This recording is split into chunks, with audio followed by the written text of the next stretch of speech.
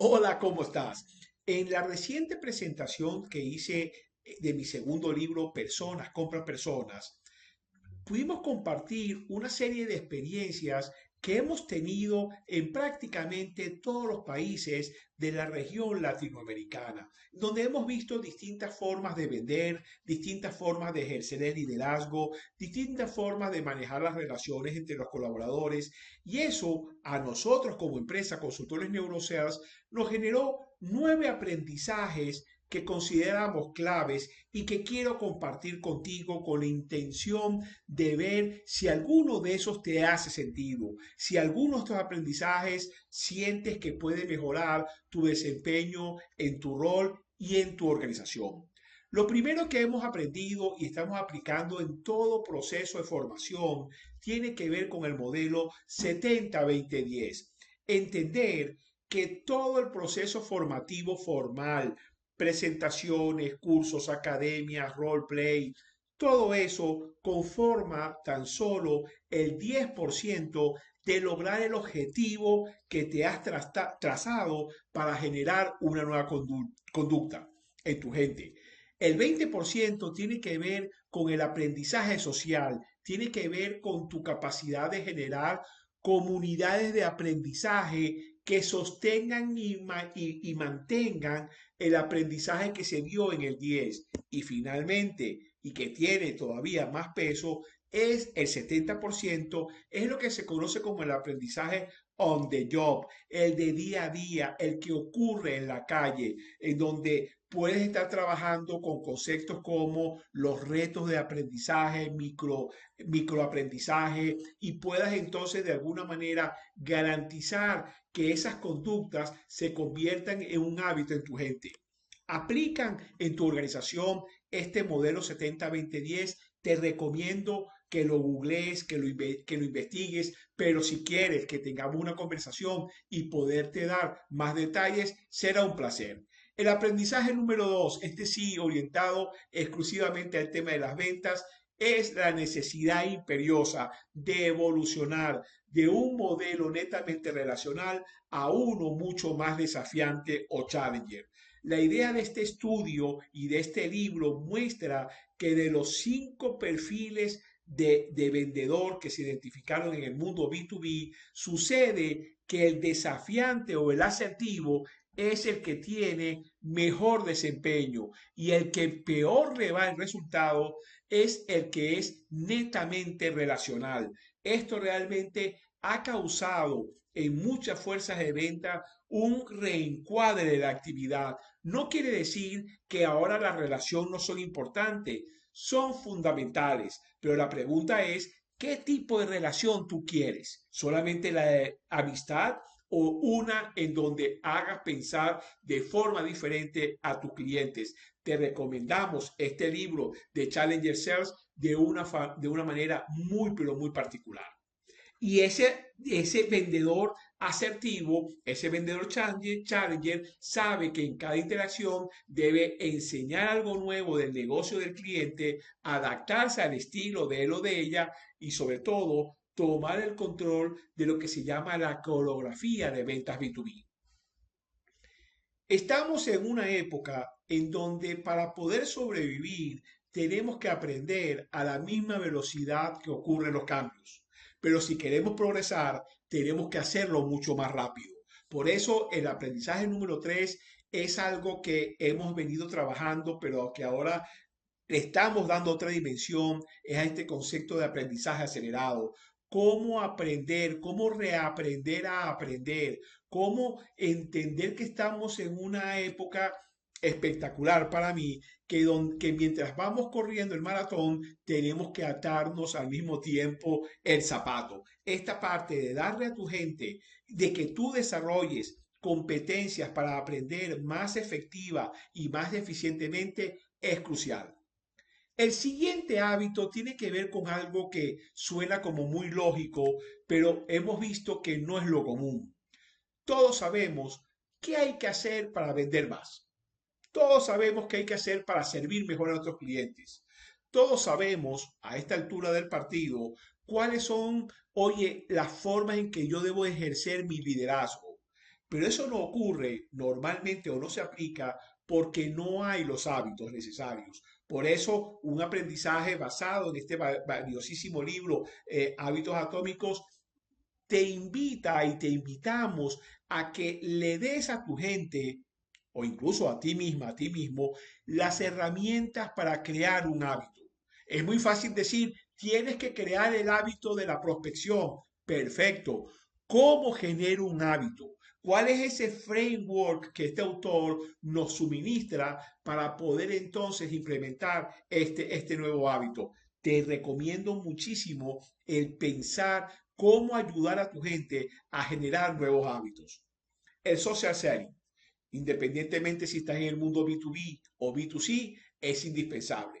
Específicamente en el mundo B2B es fundamental la omnicanalidad, donde yo comienzo un contacto quizás por LinkedIn, luego por un WhatsApp, luego agarro y le envío un correo, hago una llamada, busco una visita, o incluso segmento en Sales Navigator, me llevo esa base de datos a Meta y hago publicidad para que le llegue solamente a esas personas.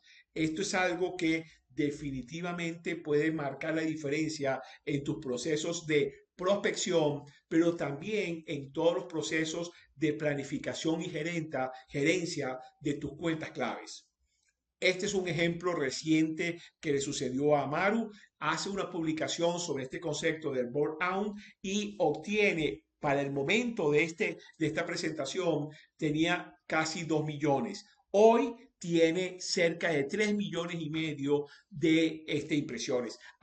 Que todas las publicaciones tienen estos resultados, definitivamente no, pero existe. Te invito a que visites a Maru Pacheco y veas cómo efectivamente está generando nuevos leads a través de este concepto, donde no solamente tenemos una gran cantidad de impresiones, tenemos una cantidad de gente que le ha dado comentarios y que lo ha compartido. Esto, como te digo, los números prácticamente todos son el doble. Algo que también nos dicen y que se constituye como el objetivo, el aprendizaje número 6, es el optimismo. Martin Seligman, junto con la Universidad de Pensilvania, pudo demostrar que hay una correlación directa en un caso muy emblemático con una importantísima empresa de seguros a nivel mundial entre el optimismo de la persona y su capacidad de lograr cierres de ventas. Lo interesante es que primero el optimismo se puede medir. Si tú quieres que el enlace para que tú y tu gente midan los distintos niveles de optimismo en 4 áreas particulares, escríbeme y con mucho gusto te lo comparto. Pero lo interesante de esto, que el optimismo puede desarrollarse. Puedes darle herramientas a tu gente o tú hacerte de las herramientas necesarias para poder entonces generar este aspecto tan importante en las ventas, en el liderazgo, en la prestación de servicios. El aprendizaje número 7 que hemos tenido en toda esta experiencia es la necesidad de tener identificado el perfil correcto del colaborador. Es decir, si tú estás manejando un equipo que presta atención al cliente interno o externo, si tú tienes hoy una fuerza de venta para un producto a un nicho particular, define cuál es ese perfil ideal. Luego te recomendamos el que puedas medir qué tanto se parecen las personas que tú tienes a ese perfil ideal. De tal forma que lo que hemos hecho en las formaciones tiene que ver con, primero, vamos a pintar a ese hombre y a esa mujer ideal para tu negocio. Segundo, con un instrumento que nosotros usamos de la marca Cuder, sacamos una primera foto. ¿Qué tanto se parece la gente que tienes a ese modelo ideal? Luego llevamos a cabo todo el proceso de formación con el modelo 70-20-10 y finalmente volvemos a medir de tal forma que podamos tener claro qué desplazamiento ocurrieron durante el proceso de formación. Número 8. el foco no es el número o no solamente el número en las ventas, el foco es el proceso. ¿Qué quiere decir eso?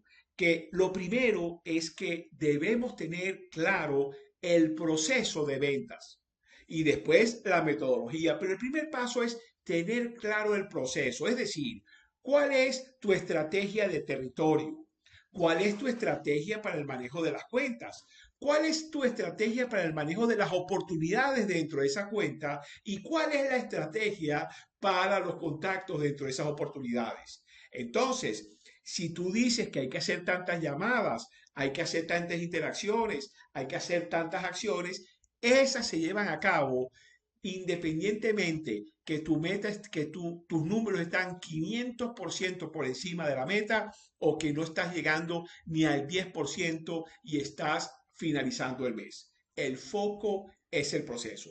Y finalmente, amigos y amigas que están en el área de las ventas, el uso de la ecuación del Sales Velocity. Esto nos permite a nosotros no solamente poder medir el desempeño de nuestra gente, sino que nos permite en un momento dado tener conversaciones más educadas.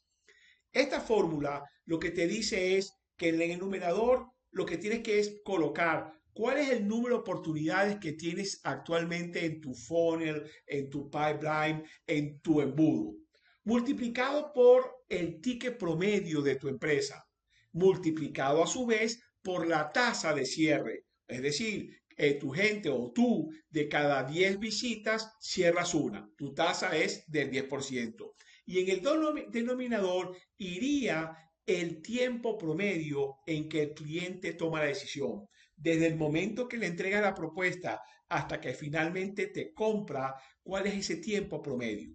Lo interesante de esto, como te estaba diciendo, además de poder comparar cuál es la forma de trabajar los resultados de un vendedor con otro, es que me permite tener conversaciones, por ejemplo, que un mes me voy a dedicar a subir o voy a hacer foco a la parte de prospección, a tener más oportunidades. O déjame analizar con mi equipo, ¿verdad? ¿Cuáles son las opciones que tengo para mejorar el ticket promedio? Que en lugar de 1000 sea 1100.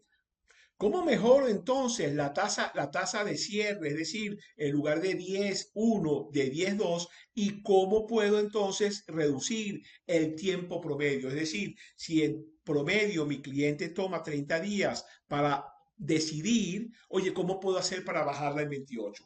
Realmente existe una gran cantidad de información en las redes que te explican el uso de esta ecuación. Te recomiendo estudiarlo, analizarlo y empezar a llevar y manipular estas métricas para poder mejorar entonces los resultados de tu equipo. Así que, amigas y amigos, estos son esos nueve aprendizajes que hemos obtenido y que hemos querido compartir contigo.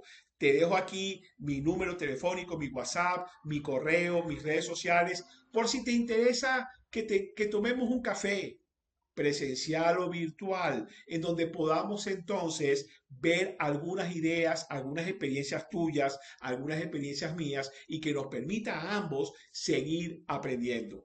Un fuerte abrazo y muchos éxitos en tus proyectos.